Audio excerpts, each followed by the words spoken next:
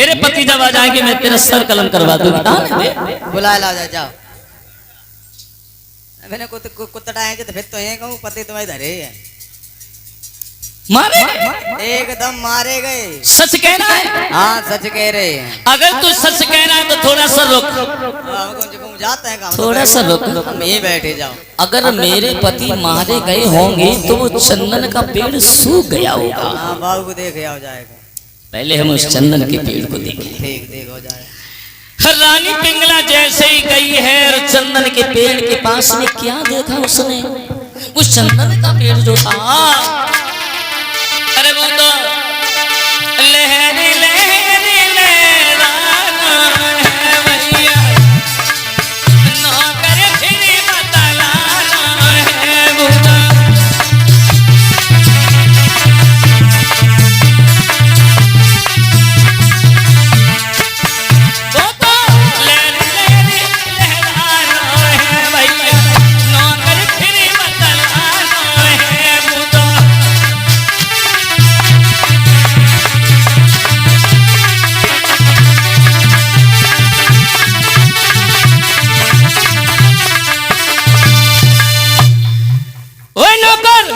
मेरे पति अगर मारे गए होते तो ये चंदन का पेड़ सूख गया होता। ये तो हरा भरा झूल रहा है।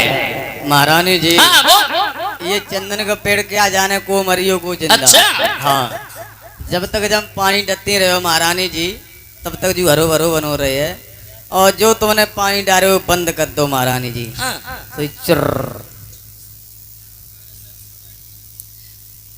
तू सच कह रहा मेरे पति मारे? सही कह रहे महारानी जी, मानो करो मेरी बात। हम तो तुम्हारी पेट की जान, हम तो झूठ कहूँ बोलतना।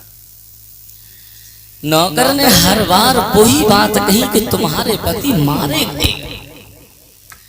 तो रानी पिंगला के दिमाग में भी विचार आया, हो सकता है कहीं मेरे पति मारे गए हो। तो रानी पिंगला अपने पति के प्रेम में इतनी पागल हो गई, छत के ऊपर चढ़ गई। छत के ऊपर चढ़ करके उसने छलांग लगाई, जमीन पर गिर खत्म हो गए, मर गए।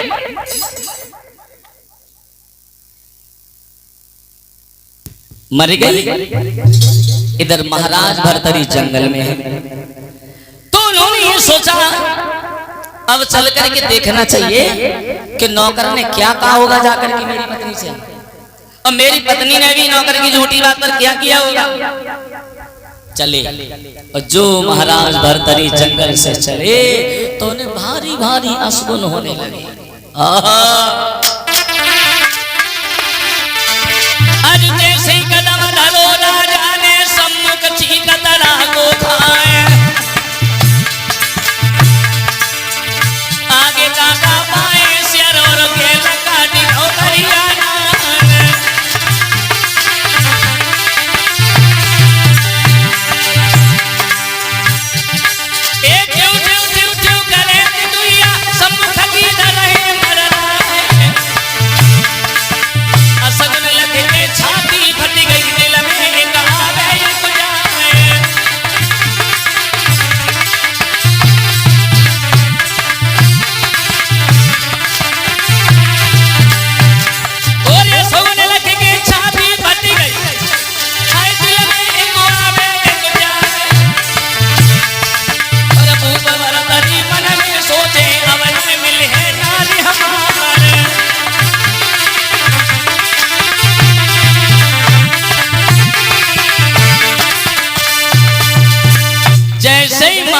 भरतरी जंगल से चले हैं तो ने भारी भारी अशगुन होने भैया समझ गए कुछ लफड़ा हो गया है।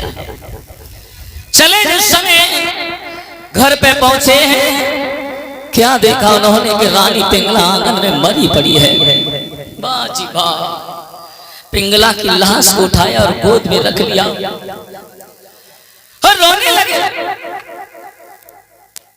महाराज भरतरी जिस समय रोए हैं पिंगला, मैंने नौकर से ये नहीं कहलवाया था कि तुम नौकर की झूठी बात पर मर जाना।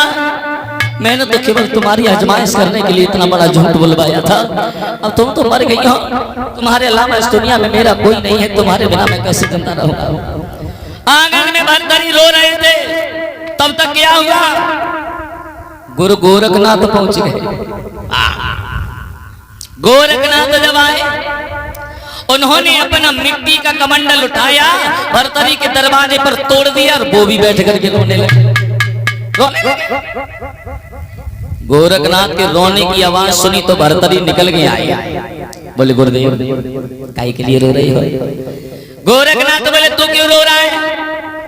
बोले मेरी तो पत्नी खत्म हो गई है, हम इसलिए रो रहे हैं।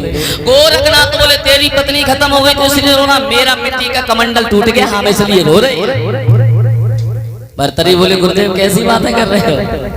तुम्हारे जैसे मिट्टी के कमंडल तो हजारों बन जाएंगे, लेकिन मेरी जैसी पत्नी कहाँ में मिल पाएगी? गोरखनाथ बोले क्या कहा तूने? ओए क्या कहा तूने? मेरे जैसा मिट्टी का कमंडल हजारों बन जाएंगे? अगर सेम टू सेम इसी तरीका का अगर मेरी का मिट्टी का कमंडल बन गया तो हम तेरी पत्नी को भी जिंदा कर देंगे। बोले अगर बनवा दे तो कर दोगी? बोल बिल्कुल, इसी तरीका का होना चाहिए। भैया भरतरी